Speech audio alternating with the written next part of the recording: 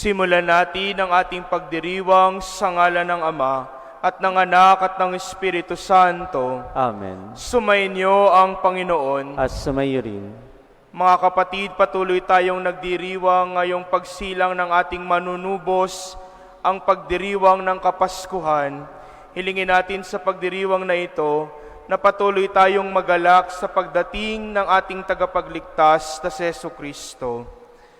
Aminin muna natin ang ating mga pagkukulang at pagkakasala at muli tayong dumulog sa Diyos ng awa.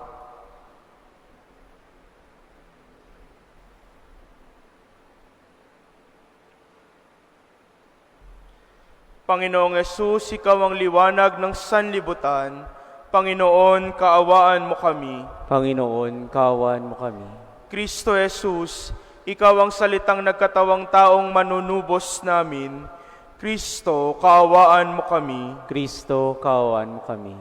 Panginoong Yesus, Ikaw ang Emmanuel, ang Diyos na sumasa amin. Panginoon, kaawaan mo kami. Panginoon, kaawaan mo kami. Kaawaan tayo ng makapangyarihang Diyos. Patawarin tayo sa ating mga kasalanan at patnubayan tayo sa buhay na walang hanggan. Amen. Papuri sa Diyos sa kaitaasan. At sa lupa'y kapayapaan sa mga taong kinalulugdan niya. Pinupuri ka namin, dinarangal ka namin, sinasamba ka namin, ipinagbubunyi ka namin, pinasasalamatan ka namin dahil sa dakila mo aking kapurihan.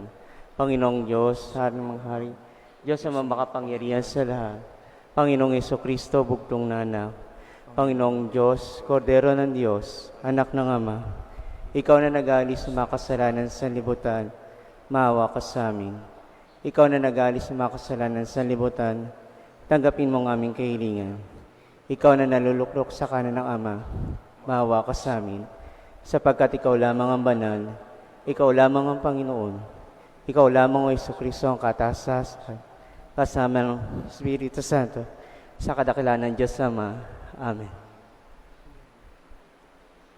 Manalangin tayo.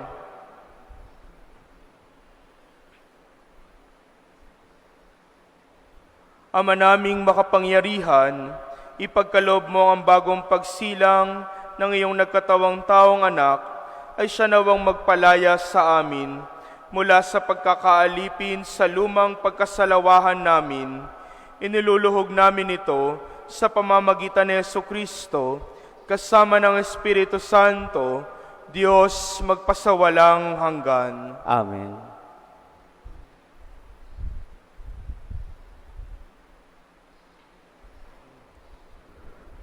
Pagbasa mula sa unang sulat ni Apostol San Juan.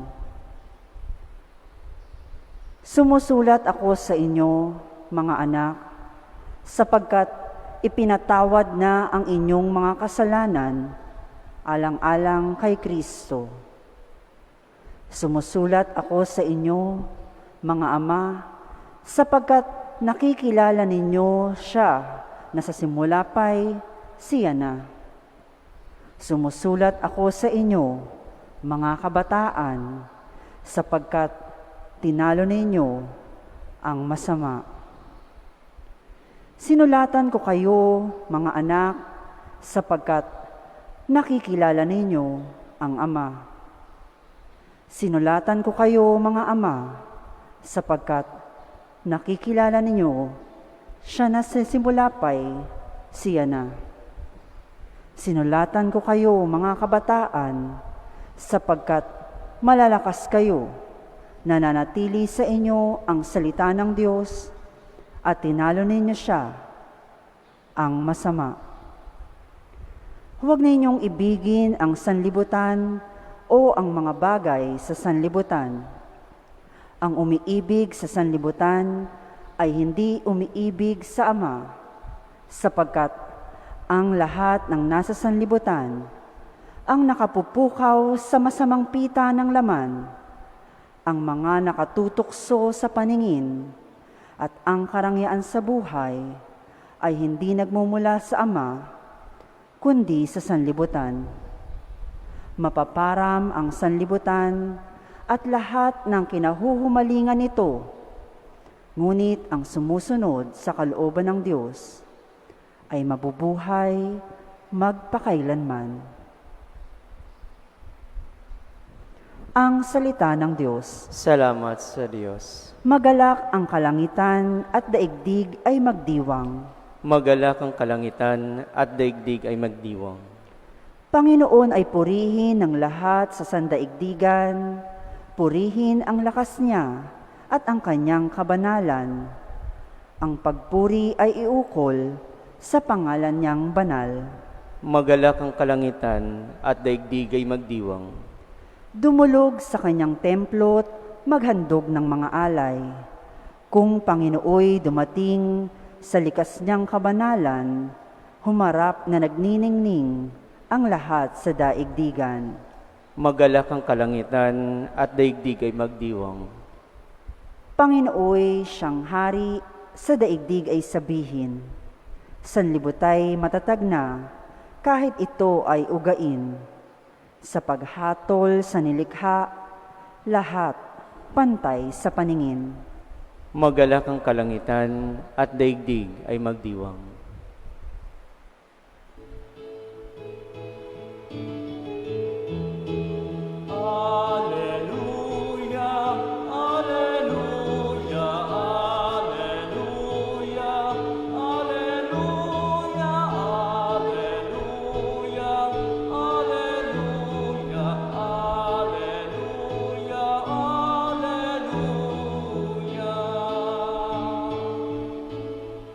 Banal na araw sumikat, halina't sumambang lahat sa nanaog na liwanag.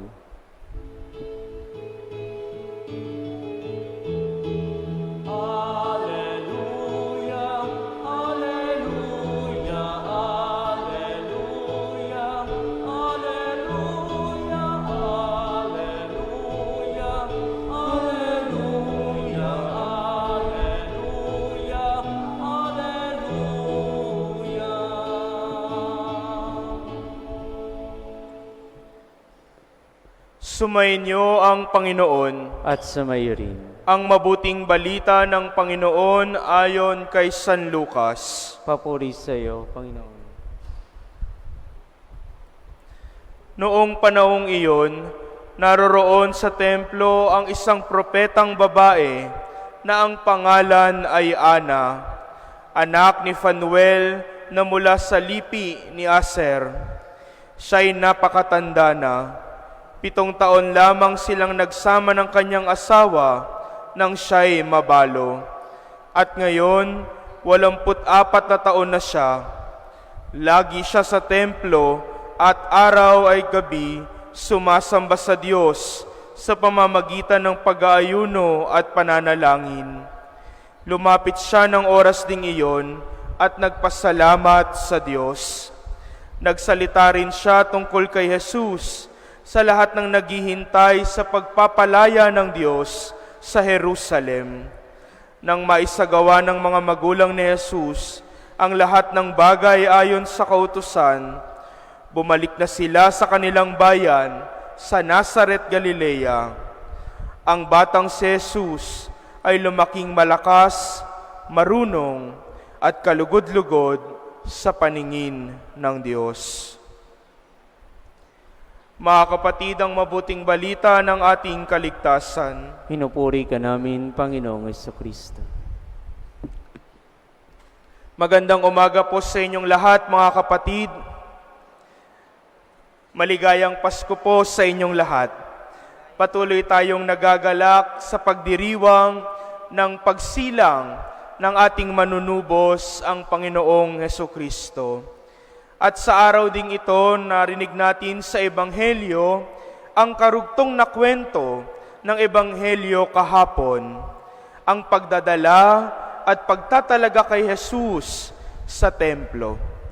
Dinala ng kanyang mga magulang na si Maria at Jose ang sanggol na si Jesus sa templo, kagaya ng inuutos ni Moises sa banal na kasulatan ng mga Hudyo. At kahapon narinig natin ang pagtatagpo ng banal na pamilya at ni Simeon. At tuwan-tuwa si Simeon sapagkat tinupad ng Diyos ang kanyang pangako na hindi siya mamamatay hanggat hindi niya nakikita ang kaligtasan, ang katuparan ng pangako ng Diyos na ililigtas ang Israel mula sa kasalanan at kamatayan. At ngayon narinig natin ang karugtong na kwento ng pagtatagpo ng banal na pamilya at ng propetang si Ana. Kagaya ni Simeon kahapon, si Ana ay tuwang-tuwa, ang kanyang puso ay nagagalak sapagkat nakita ng kanyang mga mata ang katuparan ng pangako ng Diyos, na tapat ang Diyos at tinutupad niya ang kanyang sinabi na ipapadala ang Mesiyas, ang tagapagligtas. Mga kapatid, nalalapit na ang pagtatapos ng taon. Ngayon po ay January 30. Isang araw na lang tapos na ang 2023. At kagaya ni Ana, maraming pangyayari at pagkakataon sa ating mga buhay na naranasan natin ang katapatan ng Diyos. Kung paano tinupad ng Diyos ang kanyang mga pangako sa atin at kung paano naging mabuti ang Diyos sa ating mga buhay. Kaya katulad ni Ana, sana ang ating mga puso din ay napupuno ng pagpapasalamat. Marami tayong dapat ipagpasalamat sa Diyos. Amen? Amen. Marami tayong dapat ipagpasalamat sa Diyos sapagkat naging mabuti ang Diyos sa buhay natin. Marami man tayong pagsubok at pinagdaraanan sa buhay, tiyak ko mas marami pa rin tayong biyaya at grasya na natanggap sa Panginoon. At dahil dito, sa pagtatapos sana ng taon na ito, ang ating mga puso nawa ay mapuno ng pagpapasalamat dahil tapat ang Diyos, dahil mabuti ang Diyos sa atin. Gayun din naman, ang pagpapasalamat dapat natin lakipan ng pagbabagong buhay. Yan po ang hamon sa atin ng unang pagbasa. Sabi ni San Juan sa kanyang sulat, pinatawad tayo ng Diyos. Binigyan niya tayo ng pagkakataon na magbalik loob at makapagsimulang muli. Sana ito rin ang daladala natin sa pagbabago ng taon, na ang bagong taon na ito ay maging isang pagkakataon para tayo ay makapagsimulang muli. Na mas lalong magsumikap na sundin ang kalooban ng Diyos, na magtiwala sa magandang plano ng Diyos sa buhay natin. Mga minamahal kong kapatid, ito ang hilingin natin sa ating pagdiriwang. Nanawa ang ating mga puso kagaya ni Propeta Ana sa ating ebanghelyo ay mapuno ng pagpapasalamat sa Diyos. At nawa itong pagpapasalamat na ito ang magtulak sa atin, ang mag-udyok sa atin na laging magsumikap na magtiwala at sumunod sa magandang plano ng Diyos sa buhay natin. Amen.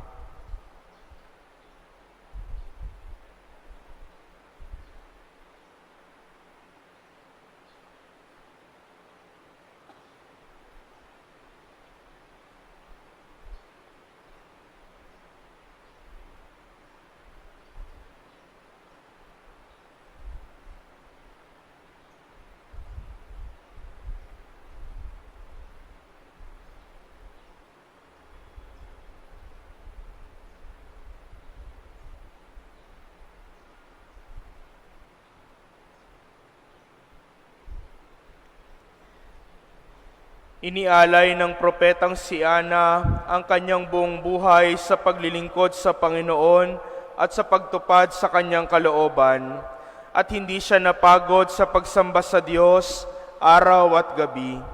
Ialay natin sa ating Ama ang ating mga panalangin at ang ating itutugon. Diyos ng aming pag-asa, dinggin mo ang aming panalangin. Diyos ng aming pag-asa, dinggin mo ang aming panalangin.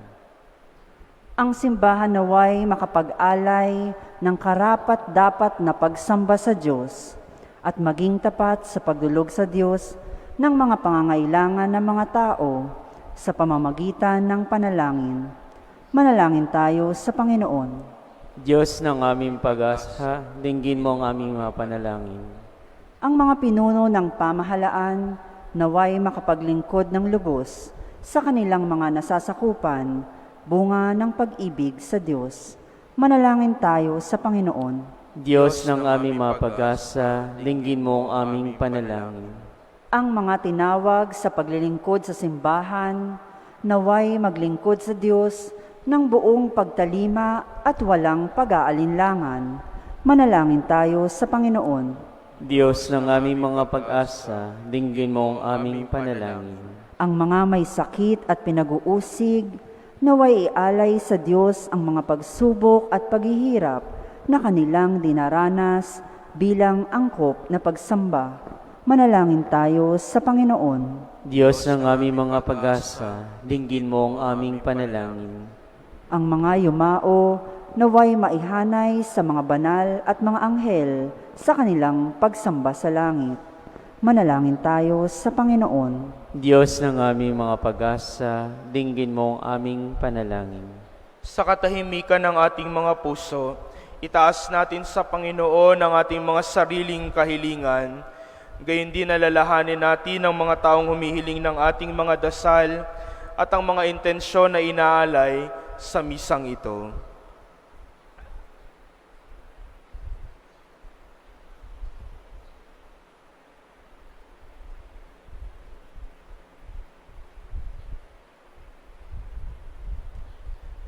Manalangin tayo sa Panginoon. Diyos ng aming mga pag-asa, dinggin mo ang aming panalangin. Diyos na aming Ama, nilikha mo kami para sa iyo. Tulungan mo kaming magkaroon ng pusong marunong magpasalamat at parangalan ka sa pamamagitan ng aming huwarang pamumuhay, sa pamamagitan ni Kristo na aming Panginoon. Amen.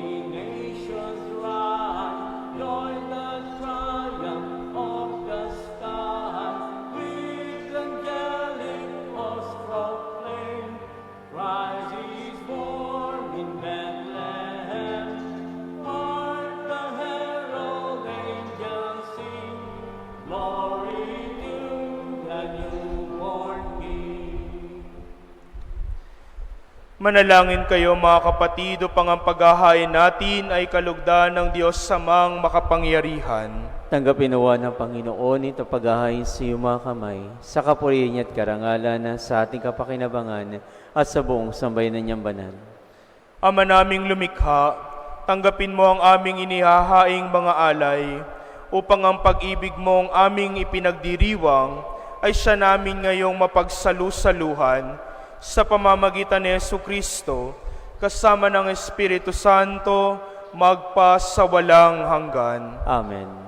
Sumainyo ang Panginoon. At sumayo rin. Itaas sa Diyos ang inyong puso at diwa. Itinasa namin sa Panginoon. Pasalamatan natin ang Panginoong ating Diyos. Marapat na siya'y pasalamatan. Ama naming makapangyarihan, tunay ngang marapat na ikaw ay aming pasalamatan sa pamamagitan ni Jesucristo na aming Panginoon. Sumilay sa amin ang pagkakataong makipagpalitang handog sa iyo ngayon, inako ng iyong maaasahang anak ang pagkatao naming alangan at hamak. Kahit kamatayan namin ay kanyang natikman upang kami makasalo sa buhay na walang hanggan. Kaya kaisa ng mga anghel na nagsisiyawit ng papuri sa iyo nang walang humpay sa kalangitan, kami ay nagbubunyi sa iyong kadakilaan.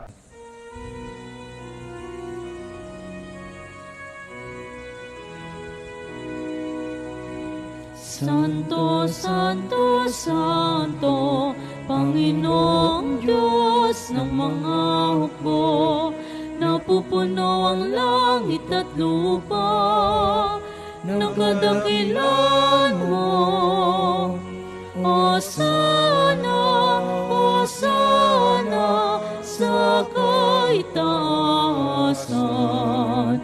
Pinagpalang na paririto sa ngalan ng Panginoon.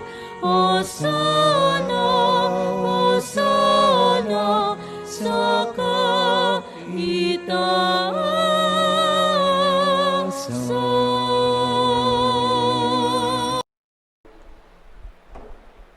Ama naming banal, dapat kang purihin ng tanang kinapal, sapagkat sa pamamagitan ng iyong anak, na aming Panginoong Jesucristo, at sa kapangyarihan ng banal na Espiritu, ang lahat ay binibigyan mo ng buhay at kabanalan. Walang sawa mong tinitipon ng iyong sambayanan, upang mula sa pagsikat hanggang sa paglubog ng araw, may handog ang malinis na alay para sambahin ang iyong ngalan. Ama, ay sinasamo namin, pakabanalin mo sa kapangyarihan ng banal na Espiritu ang mga kaloob na ito na aming inilalaan sa iyo. Ito nawa ay maging katawan at dugo ng iyong anak at aming Panginoong Jesucristo na nag-utos si pagdiwang ang misteryong ito. Noong gabing ipagkanulo siya, hinawakan niya ang tinapay, pinasalamatan kanya, pinaghati-hati niya iyon, iniabot sa kanyang mga alagad at sinabi, "Tanggapin ninyong lahat ito at kanin, ito ang aking katawan na ihahandog para sa inyo."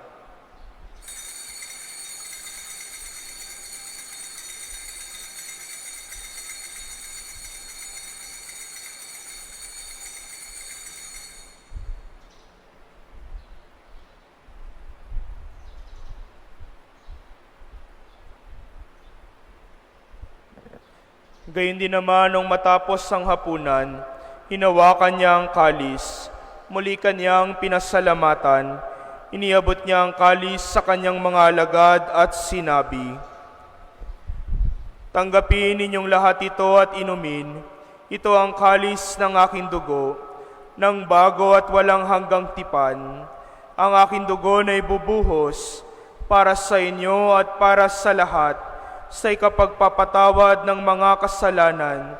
Gawin ninyo ito sa pag-alala sa akin."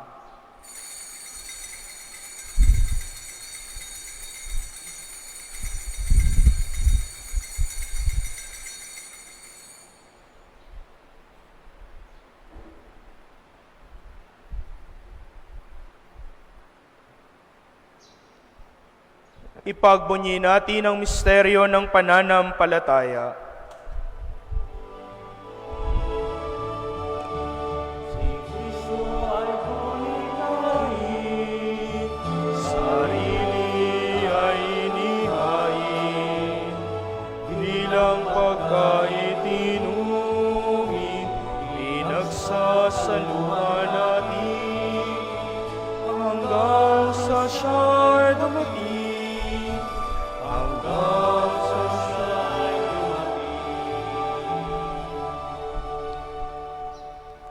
Ama, ginugunita namin ang pagkamatay ng iyong anak na sa amin nagligtas, gayon din ang kanyang muling pagkabuhay at pag-akyat sa kalangitan, samantalang ang kanyang pagbabalik ay pinananabikan.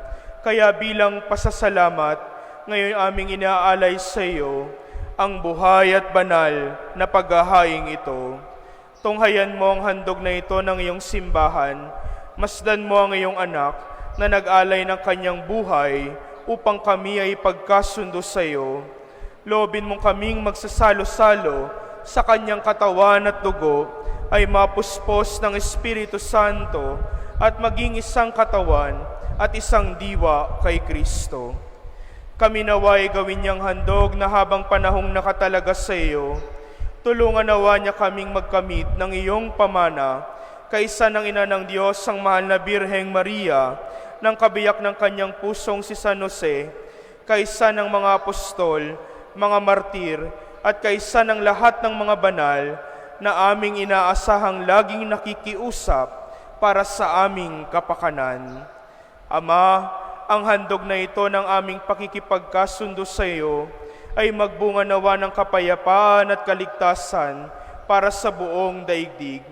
Patatagin mo sa pananampalataya at pag-ibig ang iyong simbahang naglalakbay sa lupa, kasama ng iyong lingkod na si Papa Francisco, ang aming obispo Jose, ng tanang mga obispo at ng buong kaparian, at ng iyong piniling sambayanan.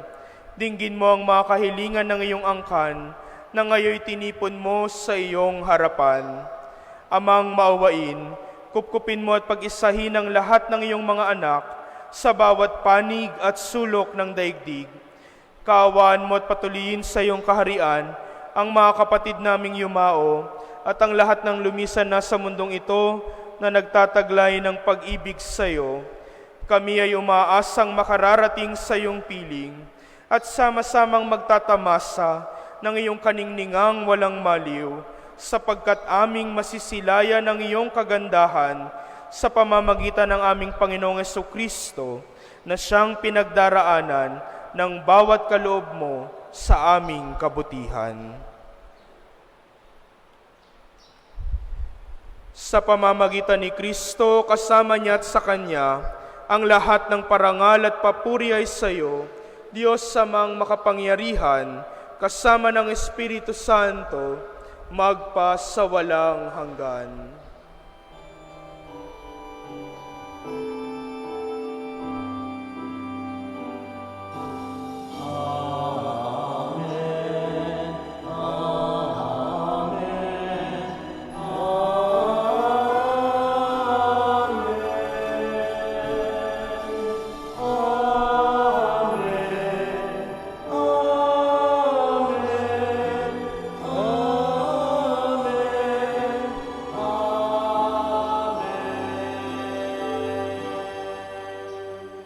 Bilang isang pamilya ng Diyos, sama-sama tayong tumawag sa ating Amang nasa langit.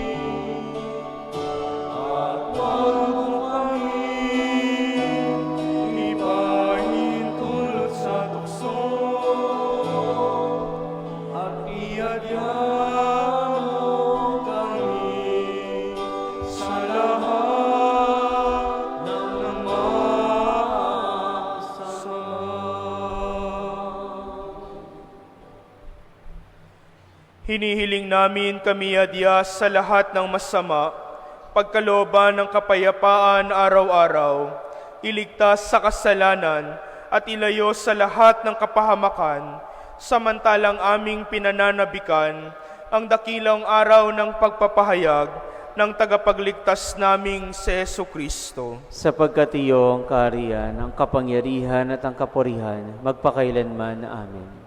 Panginoong Jesucristo, sinabi mo sa iyong mga apostol, kapayapaan ang iniiwan ko sa inyo, ang aking kapayapaan ang ibinibigay ko sa inyo. Tunghayan mo ang aming pananampalataya at huwag ang aming pagkakasala. Pagkalooban mo kami ng kapayapaan at pagkakaisa ayon sa iyong kalooban, kasama ng Espiritu Santo, magpasawalang hanggan. Amen. Ang kapayapaan ng Panginoon naway laging sumainyo. At sa mayo rin, Magbigayan kayo ng kapayapaan sa isa't isa. kapayapa pa sa lahat.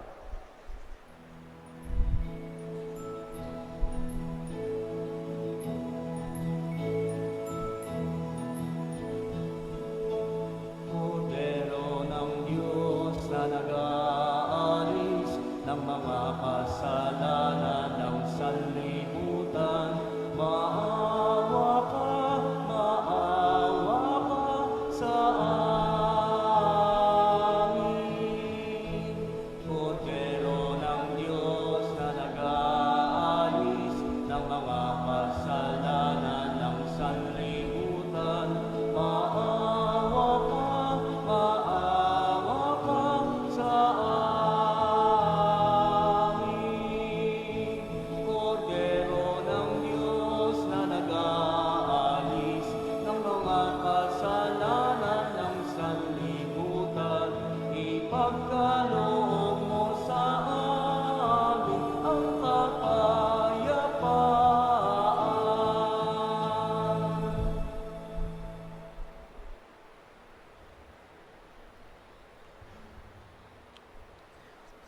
Narito si Jesucristo, ang ating manunubos.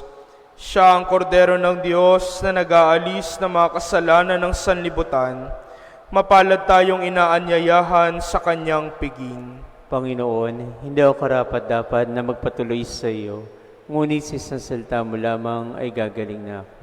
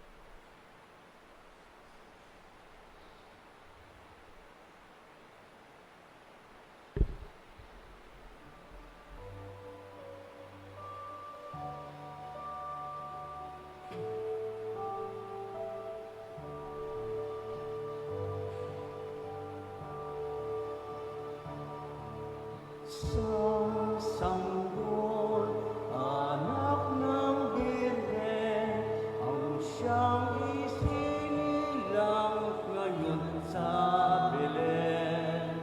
Dulot niya ay kaligtasan at kapayapaan sa sanlibutan. Siya'y prinsipe ng kapayapaan at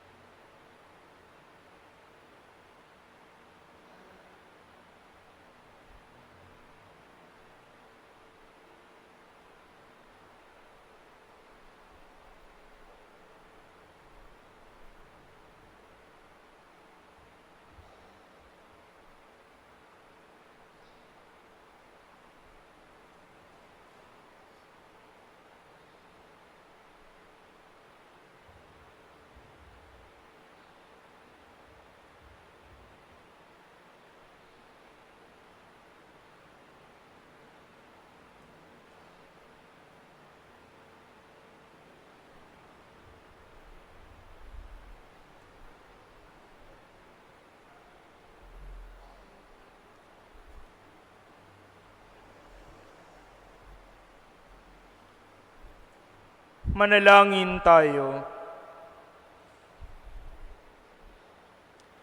Ama naming mapagmahal, ang ipinagkaloob mong aming pinagsaluhan ay mapakinabangan nawa namin araw-araw upang sa pagtanggap namin sa iyong ibinigay, kami pagindapating maging hain sa iyo kailanman sa pamamagitan ni Jesucristo, kasama ng Espiritu Santo, magpas sa walang hanggan. Amen. Katulad ni Propeta Ana sa ating ebanghelyo, nawa sa pagtatapos ng taong ito, ang ating mga puso ay mapuno ng pagpapasalamat sa Diyos. Gayon din naman ang pagpapasalamat na ito, nawa lagi nating lakipan ng isang pagbabalik loob sa Diyos, ng isang bagong simula para sa ating lahat. Sumainyo ang Panginoon At sumayo rin. at pagpalain kayo at ang inyong pamilya ng ating mapagmahal na Diyos, Ama, Anak, at Espiritu Santo. Amen. Tapos na ang ating pagdiriwang, humayo kayong nagpapasalamat sa Panginoon. Salamat sa Diyos.